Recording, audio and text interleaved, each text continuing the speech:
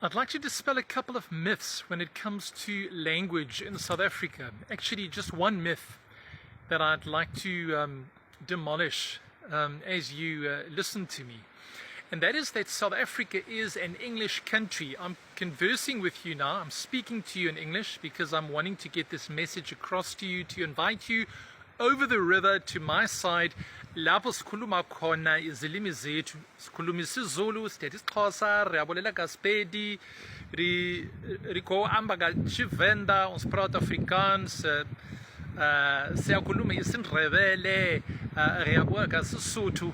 Wanting you to cross the river from where you are standing to my side when it comes to the issue of language. And this is the myth that I'm wanting to dispel. South Africa seems to be an English speaking country.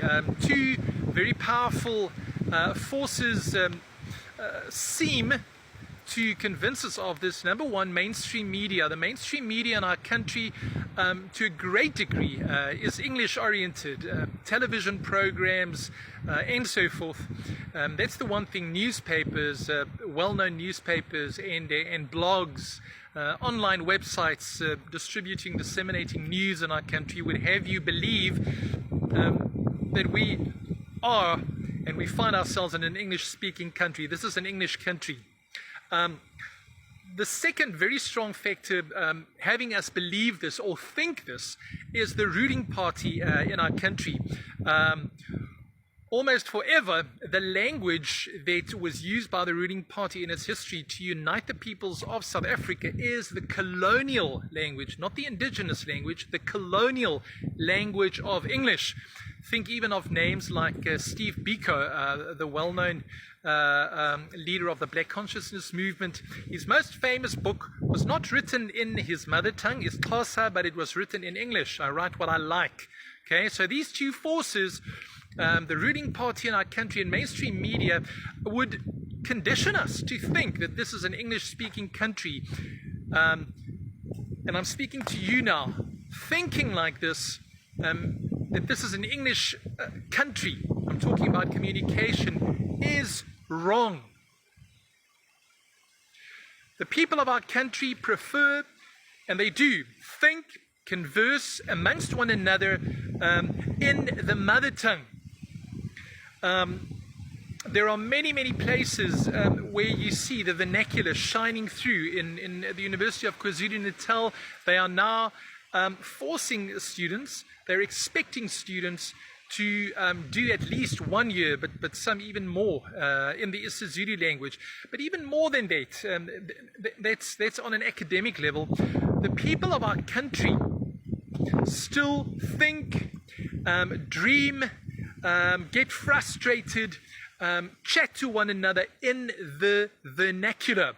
And in the years to come, we will see it even more.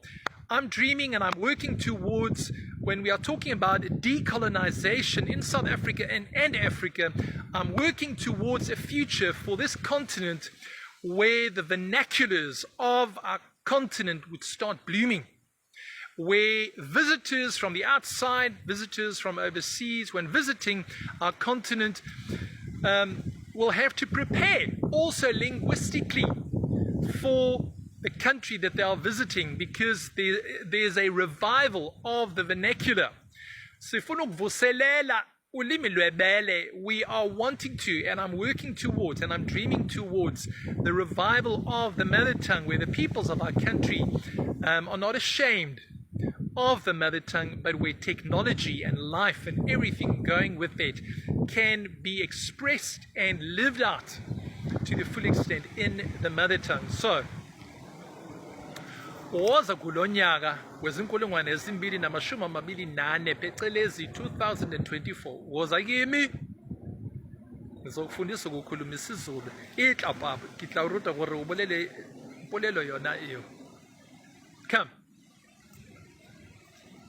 learn to speak the vernacular in our country. It can do wonders for trust in the workplace, your relationships with the people around you.